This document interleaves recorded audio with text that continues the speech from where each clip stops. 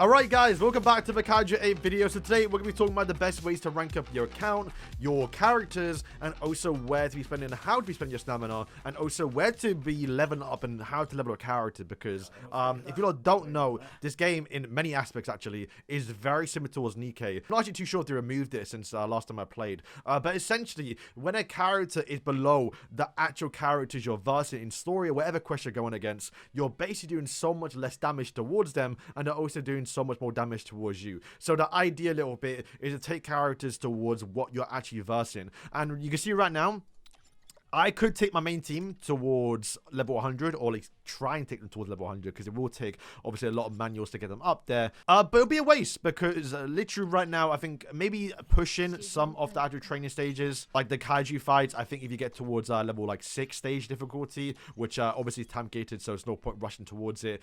This material is actually what you use to increase the character skill levels, which is something you don't have to worry about early on. But I think, assumingly, it goes up by 10, so it's 70, 80, and 90. So currently right now, there's no stage in the game where you need to verse level 100 bosses. Even right now, probably the hardest stage in the game, because it does require 8 characters to get towards level 90, is once again level 90 characters, not level 100.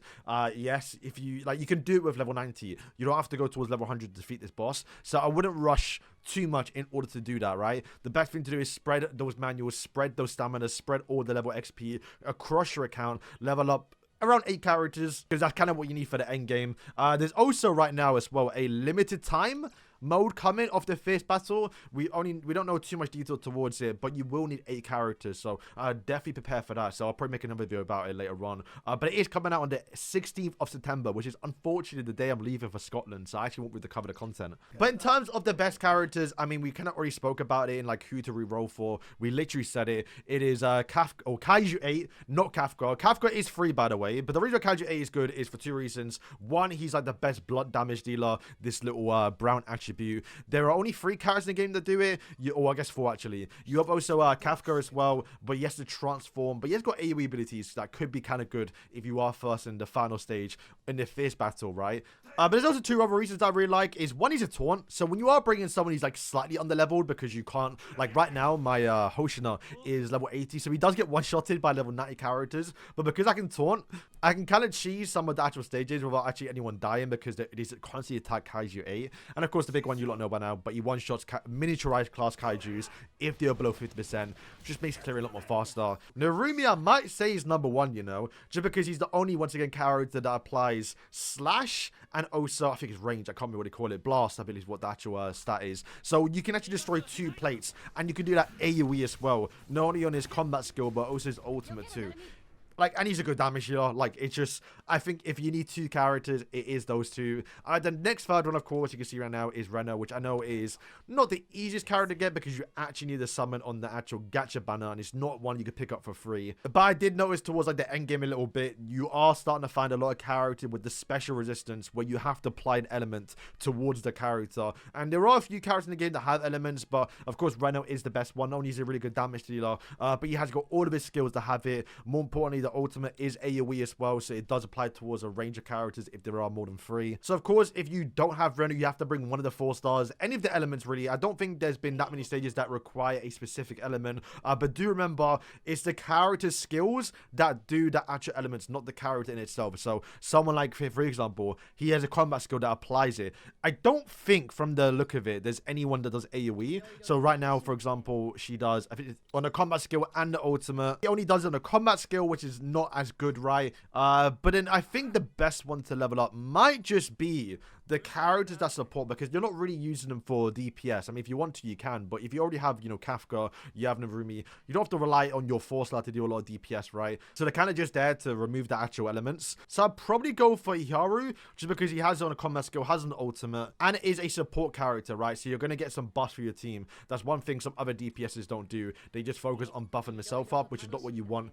Or maybe even Kotos, where I saw a few people using him, it's just because he, I think, can do some decent damage, but it's more of a defensive character ride like a little bit of a tank. Only thing is, though, is that he's only got an ultimate, so it's not as great. So I would say welcome those 4 characters. And of course, the next best way to actually gain XP for your actual account is 2 ways. Your beginner's guide. I know most of you lot may have already passed through it, but I know for myself, for example, like I think I did like the first few pages and it kind of left it for a bit. And then when I came back towards it, I finished all of it, but I didn't claim all the rewards. And that shot me up like 3 or 4 levels, which is quite nice. Your daily missions, pretty standard stuff as well. You do get quite a lot of XP. But the next thing, which is I'm not entirely sure how I feel about it. So I did do it for some times, right? So first is, if you're taking your time, I'd recommend just spending most of your stamina on just, of course, doing the manuals, because you will obviously definitely need it. But when I was trying to rush through the contents just to level up my characters so I can go towards like the next spec ops rank to take my characters to what even higher level, rather than spamming my stamina on the actual manuals, which is what I would have done, but it also would have been a lot slower, because every single time you clear a quest, as you can see right now, we skip, you get 50 actual XP, right? And that is flat the same amount of XP you get across every single stage. But what I started doing for like a few actual stamina, when I had quite a lot of special jellies that you get for ranking up, especially when you just breeze through the first few ranks, right, is I started clearing every single stage possible, even when I didn't need to actually clear through it. So you can see most of them I've cleared like 4 out of 6. You can kind of see when I started doing it, it was when I was stuck around Spec Ops 3 trying to go towards Spec Ops 4.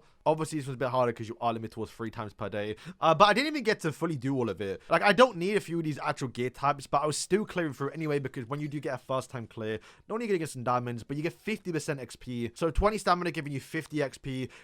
If you do a first time clear reward, especially with a lot of them, then they can get 100. So you're kind of doubling your use for stamina if you're trying to rank up fast. But of course, spending 20 stamina on a stage, you kind of don't really need. I mean, you'll probably need it eventually anyway, so it's not like it's the worst thing. But if you want to take it slow and not try and progress fast just to try and get towards the next stage, if you are stuck at your max level and you can go for further and you have a bunch of manuals anyway, then obviously I recommend doing that strategy. But other than that, you just spend all your stamina on the EXP quest. The next thing we need to talk about is how and where to get stamina. So firstly, it's simply by ranking up. Every single time you rank up, you're going to get some stamina jelly, and like I did mention early on, you kind of breeze through some ranks, especially when you're doing your dailies, you're doing your beginner's guide. You're going to get quite a lot of XP to where you have quite a bit of stamina jelly, especially as well when you go towards the shop. This is the only place to get it, which is kind of a shame, because I really wish there was more ways to actually get stamina in the shop, whether that be through encounters. I don't know what it is, man, but you can't buy stamina jelly other than the expedition, which you can do very, very quick. I think the first few tutorials, you get 1k actual expedition, and however, though, you can only buy 10, and it does reset once per month. So once you do it the first time,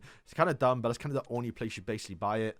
The next 2 ways is by spending diamonds, which I know is something that not a lot of free-to-plays are going to probably likely do. I'm not free-to-play. I mean, I say I'm not free-to-play. I haven't spent that much money. I just bought like 1 pack, basically.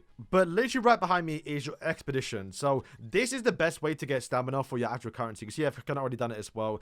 So it starts out at 20. And then once you do it twice in a row, and you get towards your 3rd claim of the day, you can then spend 30 diamonds. And if you think about it, you're spending what would be 20, so 40 diamonds to get 100 stamina, which is obviously a lot better. You can also spend actual currency as well, which is 80 for 100, which is basically half of what your first expedition claims actually are if you were to spend your diamonds. But the more you spend, the more it does go up. So right now it costs 30 to get 50. So if I do that and we go down towards the next one, it will once again cost even more. It would then be, I think, yeah, 30 again.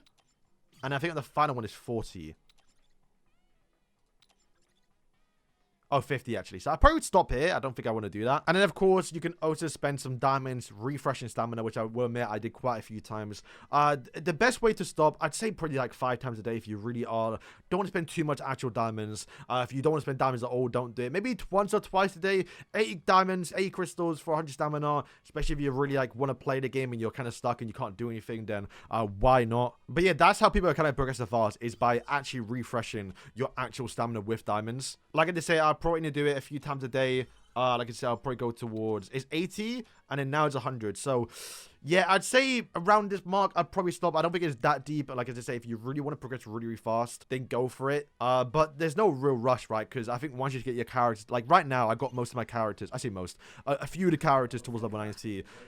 in about a day or two, maybe even a few hours of resetting, I'll be able to take most, like maybe a few characters towards level 90. And then after that, there's no point really taking your characters towards level 100, at least for right now, because there's no boss fight that really requires it. When you can do most of the challenges and clear through 3-star or even without anyone dying at level 90, then what's the point of taking to level 100 other than just getting some more damage? And of course, the grind of leveling your characters, that is quite fun as well. But yeah, guys, it's going to wrap up today's video. Thank you for watching how made towards the end. Hope you did help out. And like where you should be spending your stamina, like I say, just go straight in towards the actual training manuals. But you know, if you are stuck and you're going to want to progress towards the next spec up ranks and you can't wait, doing the first time clears aren't actually too bad. But yeah, right now, if we just literally go towards the final stage, 16 times skip, how much books do we get? So we get like 800 XP there, but like I said, if you did the first time clear with those stamina, that would have been 1.6k, which is going to help you progress quite a lot. You won't get the manuals to level your characters, but like I say, it's not a bad thing. Like you will need those materials in the future anyway. Okay, can I take anyone to 100? See, that's not, wow, it's actually quite a lot of credits. Yeah, that's not even what, yeah, definitely not even worth. I didn't even know credits was an actual issue. Alright guys, gonna wrap up the video. Thank you for watching, and yeah.